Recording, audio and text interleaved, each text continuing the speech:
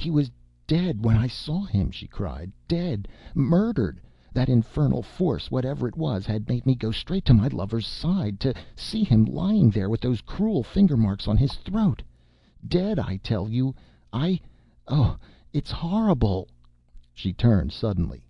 "When I saw him," she said bitterly, "the sight of him and the sight of those marks broke the spell that held me.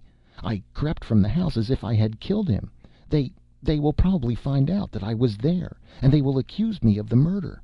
It does not matter. But this power, this awful thing that has been controlling me, is there no way to fight it?" I nodded heavily. The memory of that unfortunate fellow who had come to me with the same complaint was still holding me. I was prepared to wash my hands of the whole horrible affair. It was clearly not a medical case, clearly out of my realm. "There is a way to fight it," I said quietly. "I am a doctor, not a master of hypnotism, or a man who can discover the reasons behind that hypnotism. But London has its Scotland Yard, and Scotland Yard has a man who is one of my greatest comrades." She nodded her surrender. As I stepped to the telephone, I heard her murmur in a weary, troubled voice, "Hypnotism? It is not like that. God knows what it is, but it has always happened when I have been alone. One cannot hypnotize through distance." And so, with Margot Vernet's consent, I sought the aid of Inspector Thomas Drake of Scotland Yard. In half an hour Drake stood beside me in the quiet of my study. When he had heard Margot's story, he asked a single significant question. It was this: "You say you have a desire to go back to a man who was once intimate with you.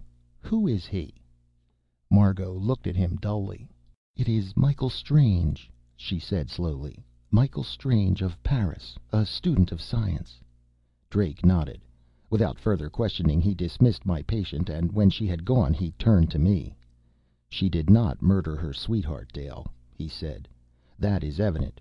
Have you any idea who did?" And so I told him of that other young man, Sir John Harmon, who had come to me the night before. When I had finished, Drake stared at me, stared through me, and suddenly turned on his heel. "I shall be back, Dale," he said curtly. "Wait for me." Wait for him? Well, that was Drake's peculiar way of going about things. Impetuous, sudden, until he faced some crisis. Then, in the face of danger, he became a cold, indifferent officer of Scotland Yard. And so I waited. During the 24 hours that elapsed before Drake returned to my study, I did my best to diagnose the case before me. First, Sir John Harmon, his visit to the home of Franklin White, then the deliberate murder, and finally young Margot Vernet and her confession. It was like the revolving whirl of a pinwheel, this series of events, continuous and mystifying, but without beginning or end. Surely somewhere in the procession of horrors there would be a loose end to cling to, some loose end that would eventually unravel the pinwheel. It was plainly not a medical affair, or at least only remotely so. The thing was in proper hands, then, with Drake following it through, and I had only to wait for his return. He came at last and closed the door of the room behind him. He stood over me with something of a swagger. "Dale, I have been looking into the records of this Michael Strange," he said quietly. "They are interesting, those records. They go back some 10 years, when this fellow Strange was beginning his study of science. And now Michael Strange is one of the greatest authorities in Paris on the subject of mental telegraphy. He has gone into the study of human thought with the same thoroughness that other scientists go into the subject of radio telegraphy. He has written several books on the subject." Drake pulled a tiny black volume from the pocket of his coat and dropped it on the table before me. With one hand he opened it to a place which he had previously marked in pencil. "Read it," he said significantly. I looked at him in wonder, and then did as he ordered. What I read was this: "Mental telegraphy is a science, not a myth. It is a very real fact, a very real power, which can be developed only by careful research. To most people it is merely a curiosity. They sit, for instance, in a crowded room at some uninteresting lecture, and stare continually at the back of some unsuspecting companion until that companion, by the power of suggestion, turns suddenly around. Or they think heavily of a certain person near by, perhaps commanding him mentally to hum a certain popular tune, until the victim, by the power of their will, suddenly fulfills the order. To such persons the science of mental telegraphy is merely an amusement. And so it will be, until science has brought it to such a perfection that these waves of thought can be broadcast, that they can be transmitted through the ether precisely as radio waves are transmitted. In other words, mental telegraphy is at present merely a mild form of hypnotism.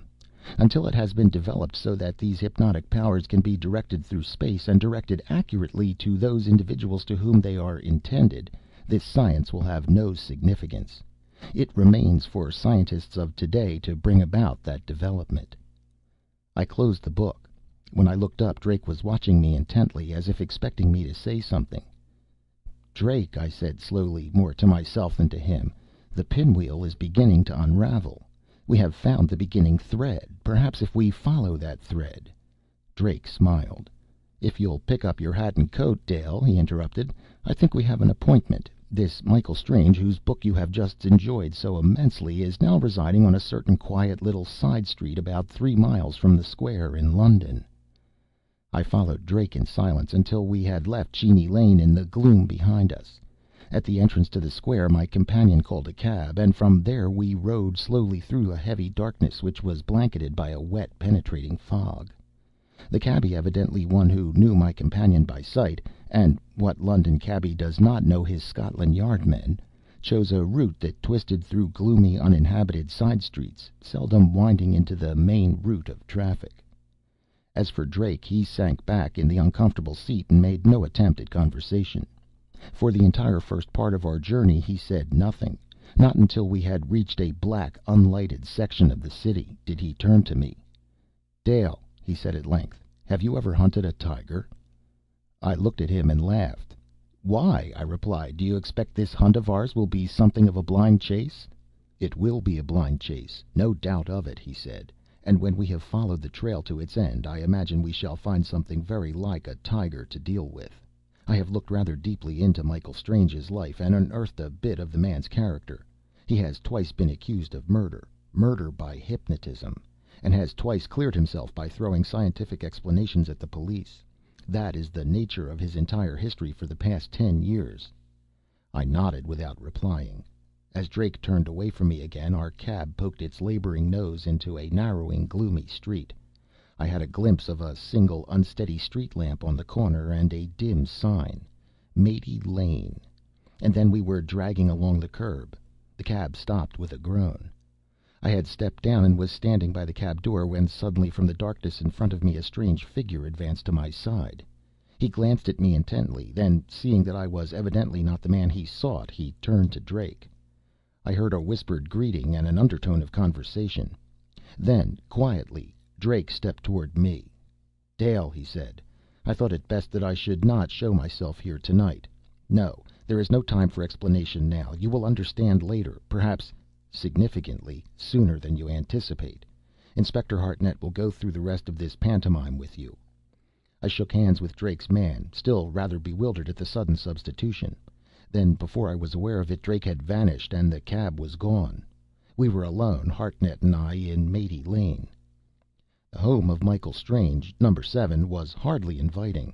No light was in evidence. The big house stood like a huge, unadorned vault set back from the street some distance from its adjoining buildings. The heavy steps echoed to our footbeats as we mounted them in the darkness, and the sound of the bell, as Hartnett pressed it, came sharply to us from the silence of the interior. We stood there waiting. In the short interval before the door opened, Hartnett glanced at his watch (it was nearly 10 o'clock) and said to me, "I imagine, Doctor, we shall meet a blank wall. Let me do the talking, please." That was all. In another moment the big door was pulled slowly open from the inside, and in the entrance, glaring out at us, stood the man we had come to see. It is not hard to remember that first impression of Michael Strange.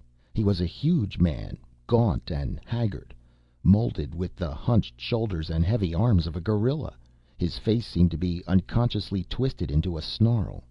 His greeting, which came only after he had stared at us intently for nearly a minute, was curt and rasping.